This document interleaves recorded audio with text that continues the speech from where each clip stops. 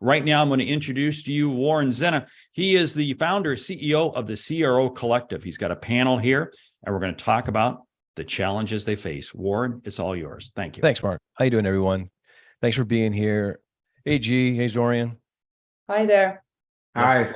Love talking to you too. So we all decided we're not going to do big, long introductions, so I'm not going to. But Zorian Ruttenberg and G. Vukovic, they're both CROs, incredible background. Look at their LinkedIn profiles to learn more about them. We're just going to jump right into it so we can take advantage of the 30 minutes that we have. So despite the title of this particular panel, what we discussed was one of the things that's happening in the marketplace right now is the general confusion about what the role CRO really is. And, you know, everyone knows, at least because I'm a blabbermouth, I'm talking about this like every day on LinkedIn. And the whole purpose of my company is to help solve this problem because it's a big problem for companies who are trying to scale. And, you know, Zori and I have talked about this a lot, which is, I think the mashing up between the sales organizations and the RevOps organizations and the way a lot of these things are percolating to the marketplaces right now, particularly in the startup community, is creating a lot of confusion about what a chief revenue officer is. And the results are that companies aren't hiring them properly. They don't last very long, and they don't get the results that they want out of that hire, and it becomes a big mess. So G likes to go by the name G, so we'll use that, which I think is terrific. Zorian, I'd love to hear your individual perspectives on this particular topic. And I think the question higher end is, what is a CRO, and why, in your view, is there confusion about it? What's driving this, and what's the right way to solve it? Let's have that conversation.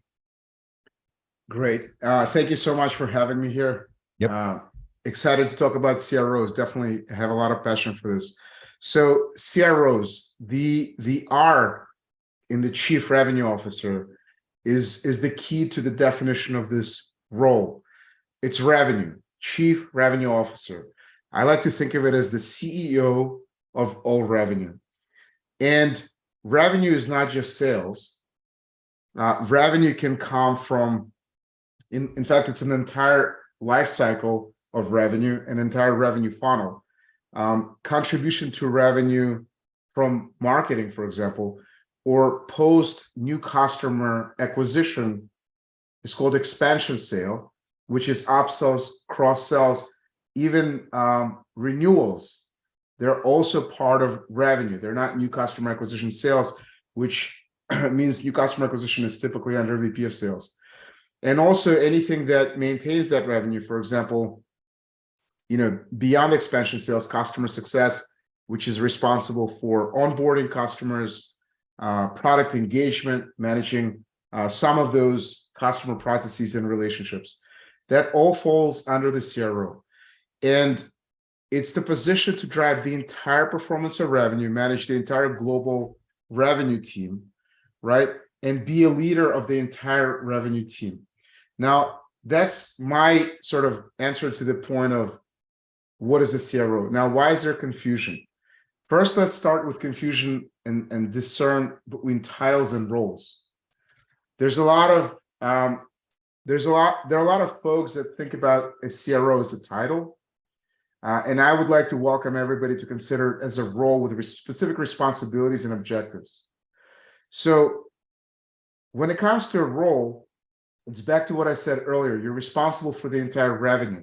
And that's necessary when you need alignment across the entire revenue organization globally and have one responsible person, as Steve Jobs used to call DRI, directly responsible individual for all of revenue and aligning that entire revenue team together. So what I would to also say is that because there's R, revenue, in the title, I'm hoping that will reduce sort of the concept or the confusion of the role. Because if people think that a CRO should only be responsible or should be a title given to somebody only responsible for, let's say, one portion of the entire revenue lifecycle, that's fine. And that's just the title. But there's a reason we came up with revenue in that title, because the intention is to lead entire revenue. And I welcome folks to understand that the role means, and the intention of the role is, you run the entire revenue, not just one or the other.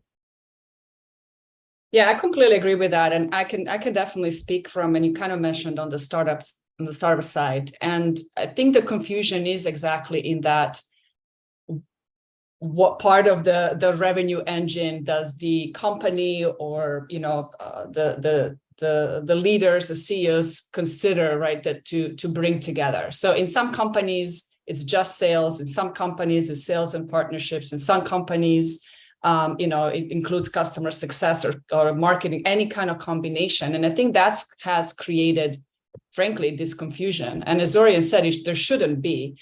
Revenue is an engine. There is a whole life cycle which starts with a lead, right? Something needs to bring the revenue in. Somebody's got to close that revenue, and then that revenue needs to grow. And there are span of teams that do that. And frankly, the biggest challenge, I think, without a CRO and that CEO of revenue, that single kind of individual responsible, is that these teams work in silos.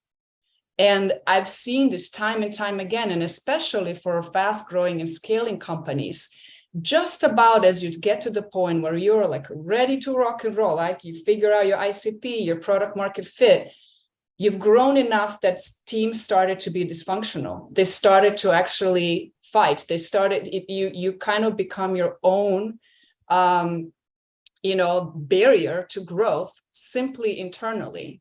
And then you see a lot of companies at that stage start to try to organize and bring somebody in and so on. And some of the debate there now is, I think, at what stage do you bring in a CRO, right? Is it really later stage when you're ready and you've kind of frankly hit some of these roadblocks, or should it be earlier so that you hopefully can prevent some of these and start thinking about revenue as one single, I call it engine because I'm an engineer, so to me everything's an engine, but one single engine that has all these different moving parts that need to work together, or it's just not going to be efficient.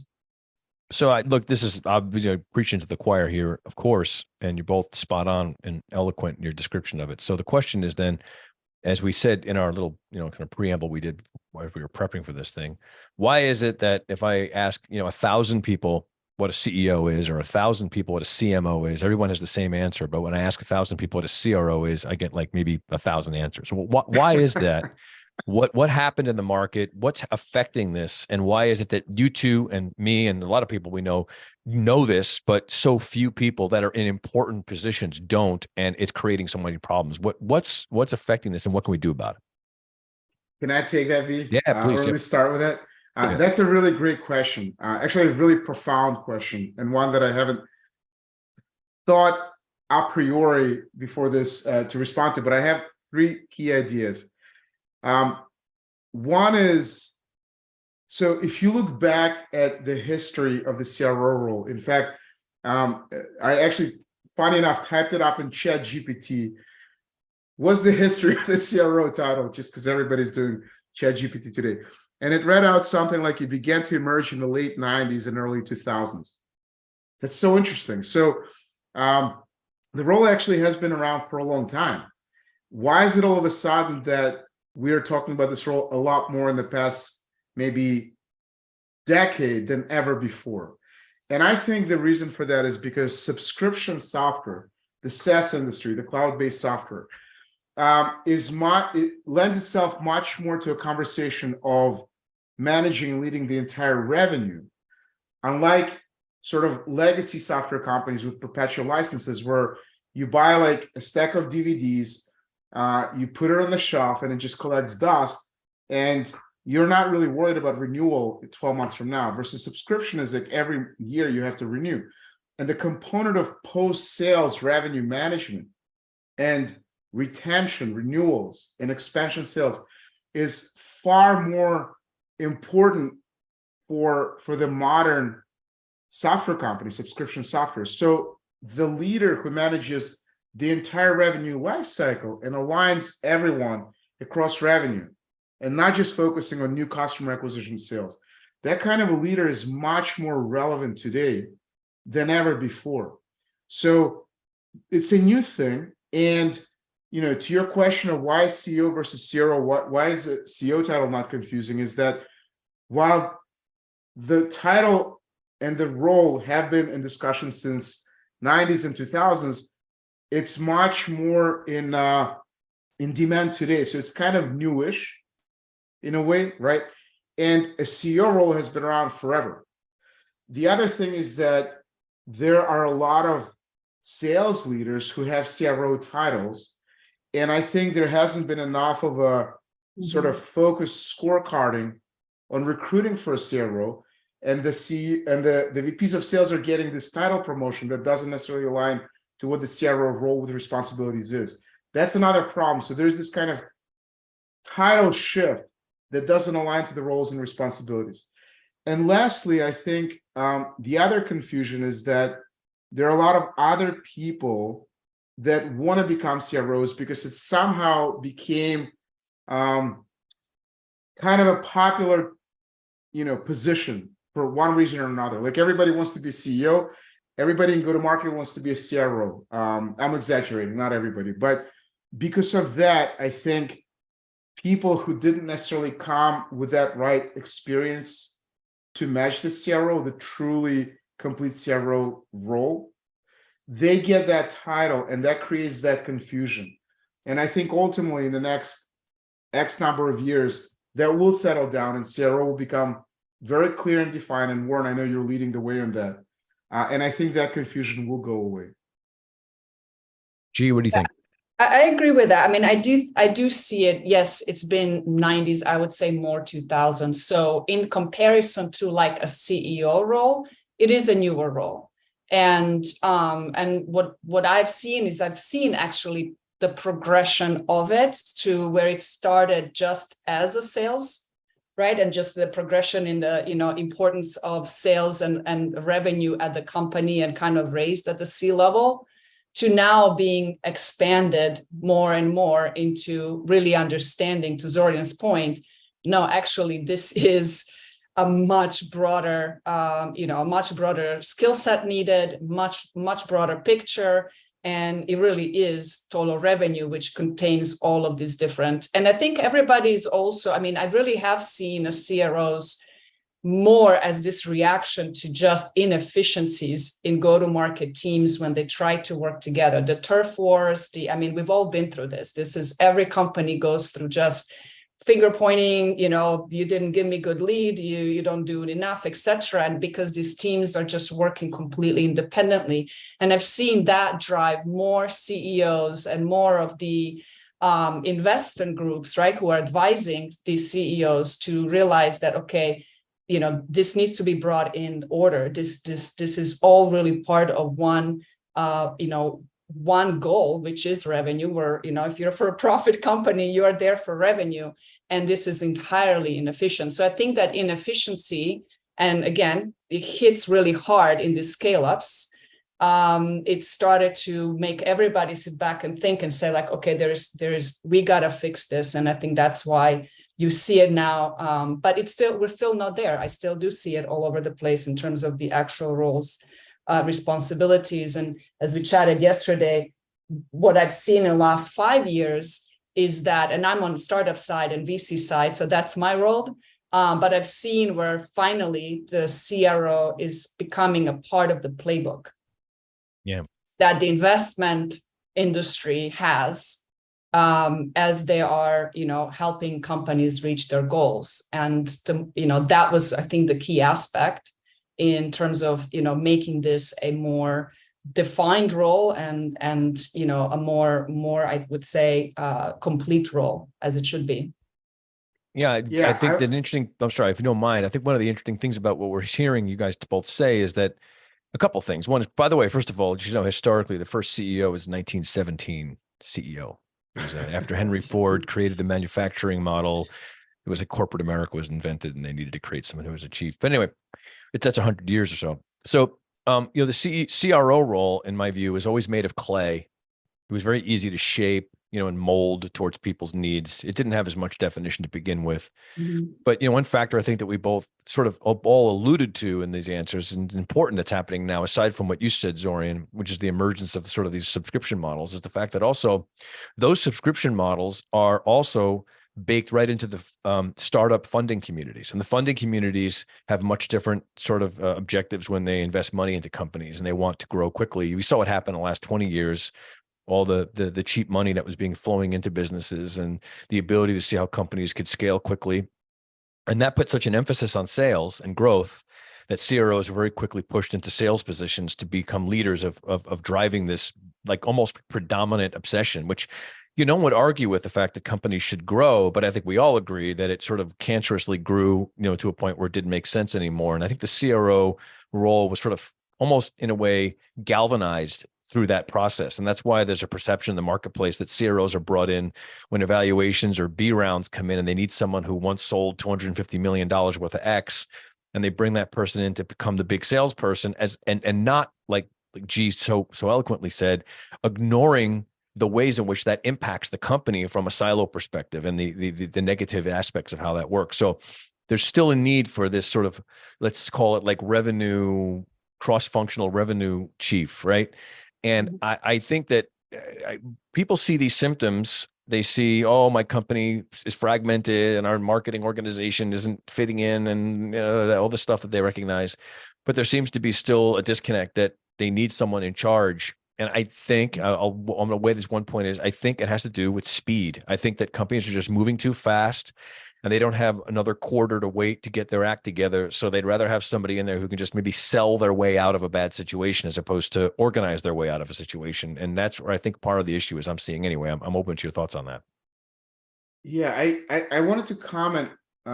These are all very good points, by the way. And you said a couple of things that I wanted to reflect on, but we're not going to have a lot of time. I did want to comment on something else that contributes to the confusion earlier that I think I wanted to highlight. You and I know a CEO. I don't want to name the actual name of this person, who's a CEO of a well-known revenue operations kind of dashboarding, key performance indicator, analytics for sales in Salesforce.com CRM. And he posted not too long ago that revenue operations is the next big thing in revenue and a head of revenue operations. And we know also what revenue operations is. Yep. It's kind of like sales operations combined with marketing operations and sort of finance operations, sort of three circles in a Venn diagram, kind of a broader than sales ops, analyzing data, interlocking and integrating systems, getting the information. So it's a very specific and very critical role in the revenue organizations. But that CEO said that the title of revenue operations person is also CRO. And we both talked about this, and it's like, you made a great point that you're not even sure that he actually wrote that LinkedIn post. It could have been some content creator. Probably, yes. Who wrote it and just posted on their behalf, because there's no way a revenue operations person is not a CRO. Maybe you can get that title and that's fine. We're not going to debate titles, but that's not a role. You're not managing global revenue teams from new customer acquisition sales teams, like new logo sales, to expansion, upsell, cross-sell sales, which is primarily account managers, or even renewal sales, which is a 365-day sales cycle. It's still sales. You're not hiring and firing, unfortunately, people in the sales floor, or running all these, marketing and pre-sales engineering and customer success. Revenue ops doesn't do any of that. So why does the CEO of a company in a revenue ops analytics space talk about that? Well, it's very aligned to his interest to kind of give a higher profile to that role, but it also contributes into this whole confusion and chaos, which is not necessary. I mean, and then another thing I wanted to say is that you talked about startups. I'm not in the startup arena. I work in private equity, which is kind of growth and mid-market. We don't invest in startups. We work with companies that are far beyond the product market fit era, companies that are 10 or plus years old. They have, maybe 20 or 50 million in revenue. And G, you said something that connects into this, is that for those companies, you really do need a CRO. Typically, you want somebody who can run the entire revenue and be responsible at the board of directors meeting for the entire revenue and explain all the key metrics. And we can talk about that. What are the 5 or 6 key metrics of the CRO? That's very necessary. But in the startup world, which I'm not an expert in, it's a different paradigm. And I think one of you made a good point that sometimes you hear someone And But you I want would to give argue that that title. it is very much necessary. I mean, I would say that, you know, in the current role, that's what I was brought in, and I was brought in as the first person on really go to market to build the whole team. And, you know, fast forward a year, anybody that looks at this company, the feedback is you're much more mature than any startup I've seen, because Yeah.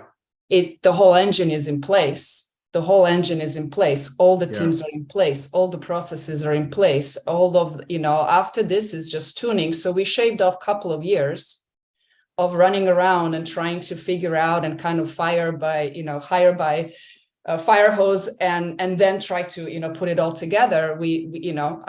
So I'm seeing, you know, as I've had to try it to be honest, but I'm seeing the effect of this. And it is, I think it is far more likely that a company is going to do well, or at least positioned to do well, if you do it early on than if you do wait until you are having some of the challenges, right? And then, of course, you're trying to address the challenges, but that's being really reactive versus proactive. And I am, you know, my mission is really to communicate that. It's like, it's time to be proactive. There is a model, we have figured it out, and, you know, it needs to be done on a, you know, larger scale. It's not, you know, and I'm glad to see, frankly, investment community get a wind of this and started to make this part of the playbook. And I see this now at all stages. It's almost like knee-jerk reaction. What are your plans for a CRO? At least have that conversation early on, because it can really be a world of difference. Yeah, there's no question. That's a good point. And there's something I'm just interesting noting about that, because I have conversations with CEOs and CROs like daily. So I agree, right? I think that even culturally, or maybe more strategically, let's say, a business should start off thinking about revenue as a larger system as opposed to just a series of actions. So there's no question about that. And I would argue that, right? Here's the problem though, and the part I encounter with my clients is they know that's true. And I use this equate this all the time, which is a very apt sort of analogy, is it's no different than nutrition, right? We all know how to eat best, and we all know what the right things to eat, but we don't, right? So, you know, if someone came to me and said, well, what's the optimal diet? I could lay it out for you. But if someone watched me eat all day, they go, what are you doing? You just told me what the right thing is. You're eating all this crap. And it's because knowing it isn't enough. And it's reasons for other things pull you in different directions. And I think the main thing that's happening is, despite the fact that leaders probably do recognize your G is your point, they have immediate needs they have to satisfy. They have to get sales out the door. They have to get the product to market. They have to get customers. And so sales becomes the first kind of beachhead that they focus on. And then they need someone to support them. So they throw a marketing person at it. And by virtue of these sort of reactive ways they go to market, they create silos, because they don't have the quote unquote time to build a revenue strategy. They're too busy trying to get the product sold into the marketplace. I'm not saying it's right, but these are the sort of things that drive these decisions. And then, you know, a year or two later, as you already said, they've built an organization that now is fragmented and they have to fix it. And getting companies to think that way early on is, most people go on diets because they have to. They don't start out on diets, right? They know they have a problem and then they fix it. So, you know, you probably meet some people that just grew up eating well their whole lives. You know, you wonder how these crazy people exist, but they did, you know, but very few do. They figure it out because they have a problem. So I just think, like most people, that despite not knowing this as wisdom, still sort of have to recalibrate themselves back into habits that they know work, because they're the impetus or the reactive aspects of their culture drive them to do things that are in not alignment with logic. And I think that's part of the issue. Is to build that is going to be difficult. It's a great mission, but it's one that mostly I'm dealing with people with, you know, heart conditions, not people that have healthy hearts, you know. And so I'm just curious to know, like, how do you think, if I'm starting a business, do I think that way and still manage the immediate needs of an organization while still thinking about long-term outcomes in the way I build my business? Well, I think you're right? Necessity drives, right? Yes. And so for sure, we, you know, especially early on, you're trying to grab that revenue. And I think that's why, to Zorian's point, and this should crystallize even more, what is the, you know, what skill set a CRO should have. And it definitely at the core should be sales. So I think that any CRO out there, frankly, if that person is staying current, and if that person is truly staying close to the sales and sales organizations, methodologies, and selling, in deals, they can be early on and help deals, right? This is not necessarily somebody that just need to come on and has a big organization. This can be somebody that's your, first, second salesperson, but that has the mindset of, yes, we're going to get revenue, but we're going to be starting to create and think about this as a bigger picture, not just focus on revenue for a couple of years and then try. So I think you can do both, but that goes back to be very clear of what is the profile that you're looking for, right? And can, does the person have, even if they're coming from no CRO, title, let's call it title, right, versus role. Somebody, you're looking for somebody that is at that point, they have enough knowledge where they can still sell, but also they can start setting up a company, with the foundations across the board. And there are absolutely people out there, anybody with, some decent experience in sales will be able to, to provide that kind of guidance. So I don't think it needs to be, I think oftentimes it's seen as, oh, CRO, so you are the person that you can only function if you have 50 people under you. That's a different type. That's a, and we talk a lot about when, even for all of us, preferences. Do you like to be in a startup? Do you like to be in a scale up? Do you like to be in a large company, right? Those are also preferences because there are these specific, unique qualifications that you may have as a person or desires that you have as a person, where you're going to place yourself on what kind of organization. So I don't see a CROs as just operationals. I see them as somebody that's in the field with reps in those, in those early stages. And then, of course, in much later stages, yes, it is definitely more operational, responsibility. Great. I want that to happen more often, believe me. We got 2 minutes here. So I want to know, like, maybe a couple of follow-up thoughts. Zorian, I think you looked like you had a couple of, kind of bullets in the chamber there. What did you want to say? Well, I agree with you. I think that the main point is start with the end goal in mind, kind of a strategy, game plan from, how do you get from here to there? And with the goal of getting to there, kind of reverse engineer and look backwards to what do you need? What skills and competencies do you need? So it's not about the title. It's about what specific responsibilities do you want this person to have, and what role do you want to fill to achieve the result you want as the end goal. So that's one. The other thing is, we haven't talked about metrics. I don't know if that's important for the audience. Yeah, so I would say as part of the CRO agenda, I think it's important to understand, what are you trying to measure in that job? And the revenues. You want to measure, this is specific to SaaS, global revenue, and specifically ARR, recurring revenue. You measure new customer acquisition, that's sales. Expansion sales into existing customers, that's upsell, cross-sell, that's account management. Customer retention, renewals, that's a sale, 365-day sales cycle. You also want to measure other things relating to marketing pipeline creation, impact on the sales pipeline, customer marketing and people, net promoter score, your team attrition, things that show your leadership as the CRO of the entire team. All of those are very important metrics for a CRO, and they ultimately suggest that it's not just about sales or new customer acquisition. It's broader. That's great. It's another whole topic, to talk about what CROs are, how they're measured. But am I correct, Mark, to say that we're at time here? I want to make sure I'm managing that.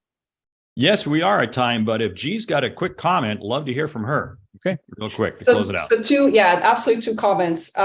Yes, goaling, start with the end in mind. I think that we're all posted to reach better results if we do it that way, especially in scale up, right? So we have always those high goals. And yeah, I think in terms of the how you measure and the metrics, I can speak from personal experience. The CRO metrics are all SaaS metrics. And I think that goes back to, it really is the CEO of revenue. That is what you're measured on. Warren, you're on mute there, but that's okay. Yeah, Anyway. well, God bless for everybody that was on mute. Anyway. So, yeah, look, I want to thank everybody. This is always a great topic. We can go on and on and on. Thank you, both of you, for taking the time to be with us and sharing your wisdom and your knowledge, your expertise. Anyone want to follow them, look at them on LinkedIn. They both have great things to say. I hold them both in very high esteem. And Mark, thanks so much for having us do this right now. And thank you, Warren.